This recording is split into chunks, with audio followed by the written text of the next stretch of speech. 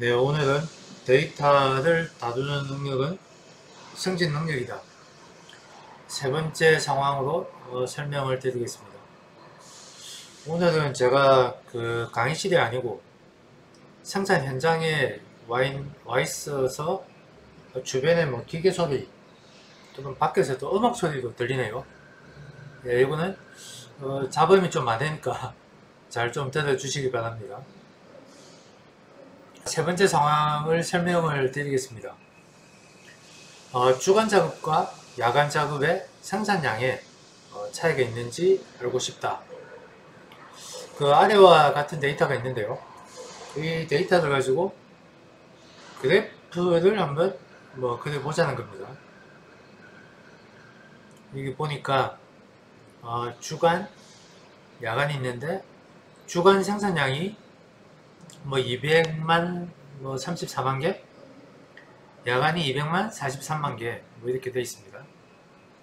자, 그러면 여러분들이 이제 그 경영진한테 보고를 할 때 단순히 이렇게 테이블만 보고를 하면 안 된다고 제가 말씀드렸죠.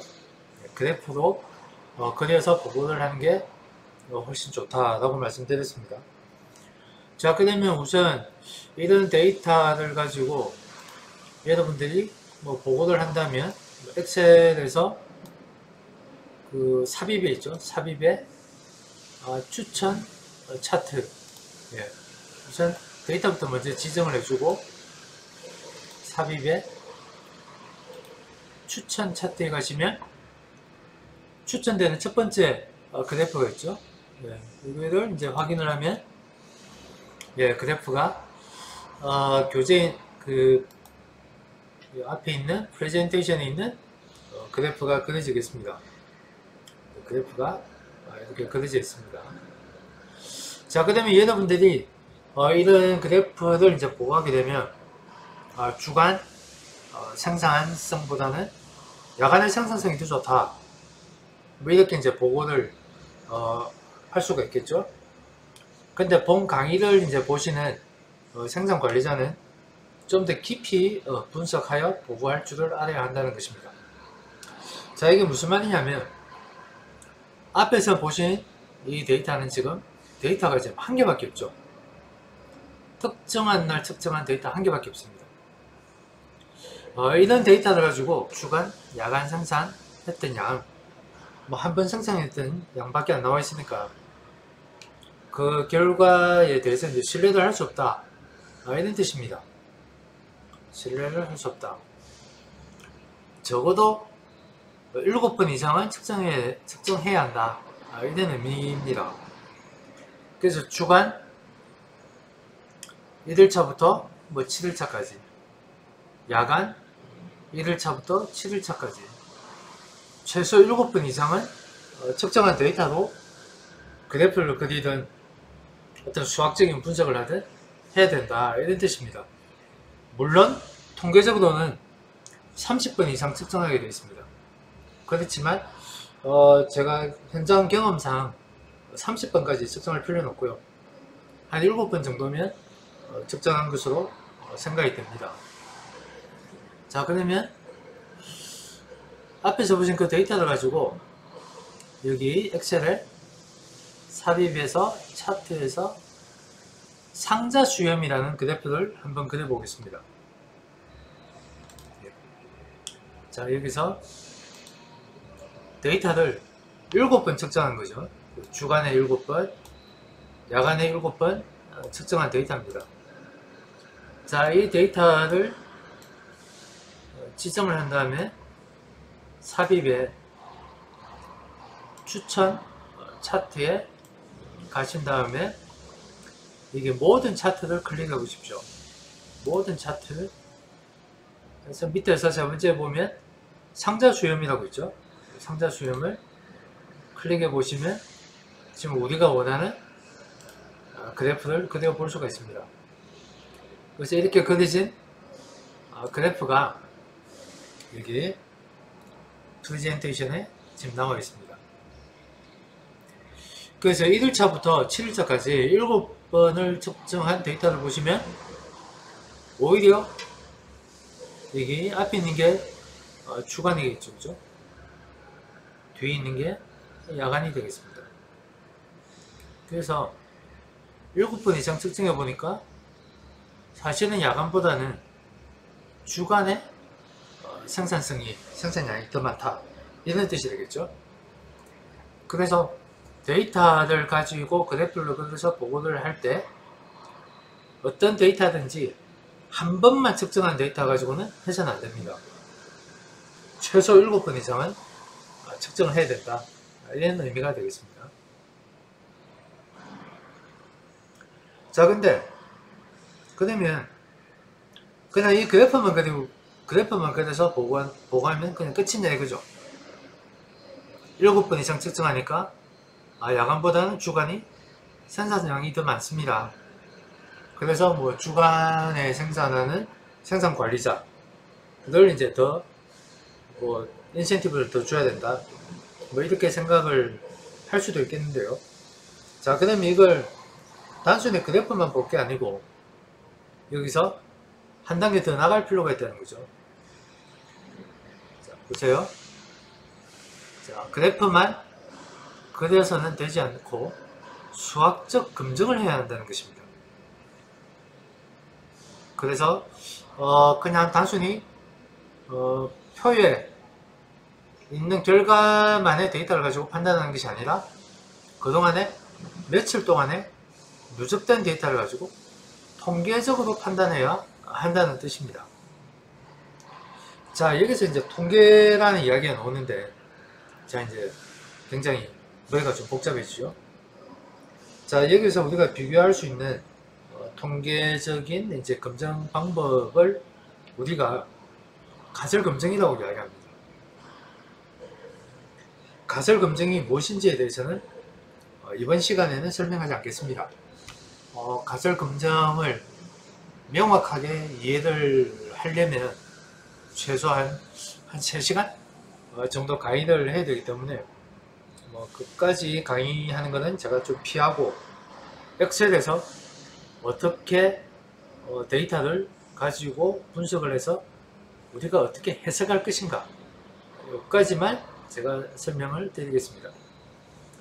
자, 그러면 우선 제가 엑셀에서 가설 검증을 한번 해보겠습니다. 자, 아까 데이터가 있었죠, 그죠? 7개의 데이터가 있었습니다. 데이터를 지정하고 그 다음에 여기 데이터 있죠? 데이터를 클릭을 하시고요. 데이터를 클릭하시면 여기 데이터 분석이라고 있습니다. 오른쪽에 데이터 분석을 클릭을 하십시오. 그러면 여러가지 메뉴가 나오는데 그 중에서 T검증 등분산 가정 두 집단이라는 게 있습니다. 자, 이걸 클릭을 하고 확인을 누르겠습니다. 자, 그리고 변수 1 입력 범위라고 있죠. 여기에다가 아까 있었던 주간 이걸 드래그 하고요. 그 다음에 두 번째 야간 데이터를 변수 2에다가 드래그해서 지정을 하겠습니다. 자, 그 다음에 밑에 건 그대로 두고 이거 섀도우 워크시트라고 되어 있죠. 이걸 보고 확인을 누르겠습니다. 그러면 섀도우 워크시트에 T검증 등분산 가정 두 집단이라는 게 있습니다. 자, 여기 있는 데이터가 지금 여러분들 보시는 프레젠테이션에 있는 값하고 이제 똑같이 나왔죠, 그죠? 네, 자, 그러면 프레젠테이션 자료를 보시겠습니다. 자, 여기서 보시면 아까 주간, 야간 있었죠, 그죠? 주간 데이터의 평균은 2.28, 야간은 2.23 정도 되네요. 그리고 다른 거는 뭐 잘 모르겠고, 여기 밑에 보면 P 양측 검증이라는 말이 있습니다.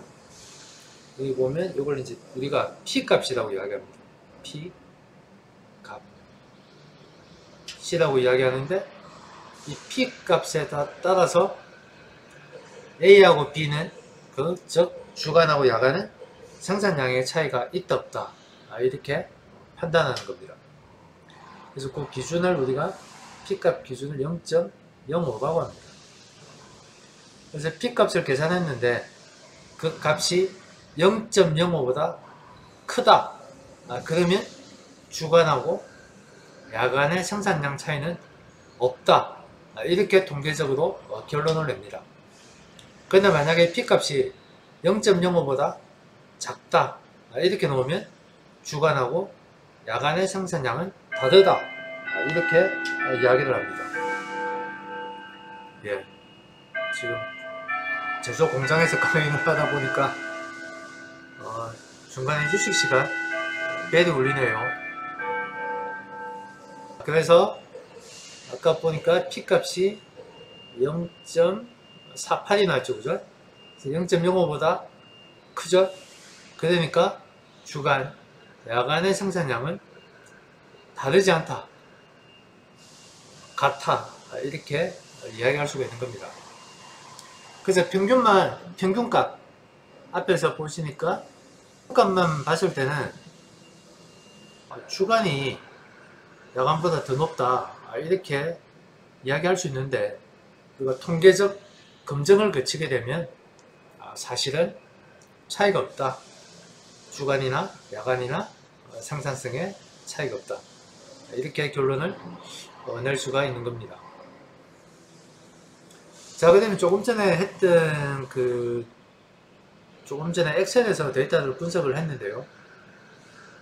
제가 자주 사용하는 미니탭이라는 프로그램, 솔루션이 있습니다. 미니탭에서 사용하는 방법을 간단하게 보여드리겠습니다.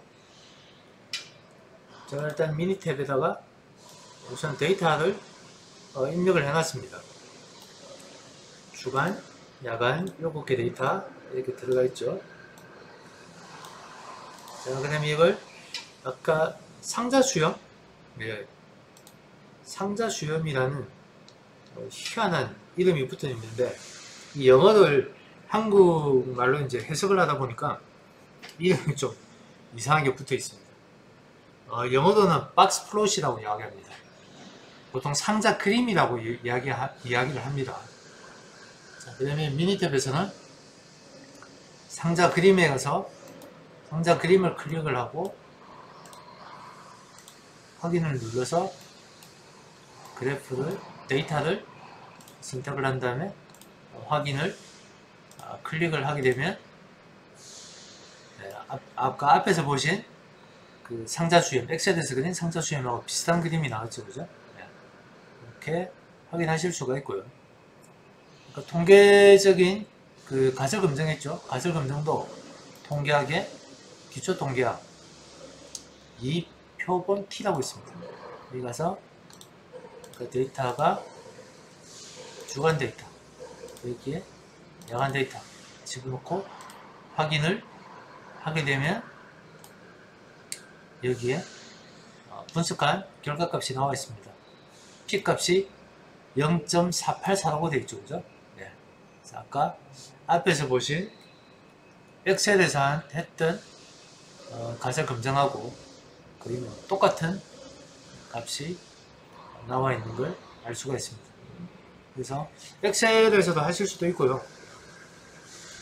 미니탭이라는 전문 소프트웨어를 활용을 하실 수도 있겠습니다. 저는 워낙 미니탭을 20년 이상 써가지고 미니탭에 완전히 그 손이 익어 있어서 엑셀보다는 미니탭을 더 많이 활용합니다. 자, 그래서 결과적으로 P값이 0.05보다 크죠, 그죠? 0.05보다 크게 나왔기 때문에 주간이나 야간이나 생산성에 차이가 없다, 이렇게 통계적으로 결론을 내는 것입니다. 자, 그 다음에 네 번째 상황에 대해서도 설명을 드리겠습니다. 자, 네 번째 상황은 이번에 새롭게 이제 투자를 하여 구성된 생산 라인 B가 있고요. 새롭게 투자하여 구성한 생산 라인 B가 있고, 기존에 A라는 라인이 있습니다. 자, 그러면 생산성이 뭐 좋아졌는지, 새롭게 투자한 라인의 생산성이 좋아졌는지, 이걸 통계적으로 검증하는 겁니다. 자, 그러면 앞에서 말씀드렸다시피 통계적으로 우리가 신뢰성을 가지기 위해서는 7번, 그리고 제가 진짜 정확한 신뢰성을 가지기 위해서는 30회 이상의 데이터가 필요하다고 말씀드렸죠. 자, 그러면 매일 하루에 한 번 측정한다면 이걸 30일 동안 측정해야 된다는 이야기죠. 30일 동안 측정을 하기에는 시간이 너무 길죠, 그죠? 30일 동안 측정을 하기에는 시간이 너무 많이 소요가 됩니다. 자, 그러면 이런 경우 어떻게 하는 게 좋을 것인가 하는 것인데요. 만약에 30개의 이제 데이터를 우리가 수집을 하려고 한다면 오전, 오후로 나누어 볼 수도 있겠죠. 오전에 데이터를 구하고 또 오후에 데이터를 구하게 되면 15일 안에 30개 데이터를 구할 수가 있겠죠. 또는 만약에 2시간 단위로 하루에 8시간 근무하는 회사라면 하루 4회 8일 하면은 30개 이상 얻을 수 있죠. 그래서 8일 동안 데이터를 수집하면 통계적으로 신뢰할 수 있는 그런 결론을 얻을 수 있다, 이런 이야기가 되겠습니다. 근데 여기서 중요한 것은 결국 데이터가 30개가 중요한 것이 아니라 어느 정도 시간이 소요된 결과에 대한 데이터가 필요하다, 이런 뜻입니다. 자, 그것은 우리가 어떤 제품을 어떤 공정에서 생산하느냐가 된다는 게 중요하다, 이런 뜻이 되겠죠. 그래서 한 개 제작하는 시간이 1분 이내인가, 아니면 한 개 제작하는데 10시간 이상 소요되는 제품인가, 이게 중요하다는 것이죠. 그래서 한 개 만드는 시간이 1분 이내라면 위에처럼 이런 식으로 해도 되겠죠, 그죠? 근데 10시간 이상 소요된다면 정말 30일이 걸릴 수도 있습니다. 또는 로또 크기와도 상관이 있겠습니다. 자, 그래서 일단 어떤 상황에서 여러분들이 30개의 데이터, A가 기존 라인이라고 했죠.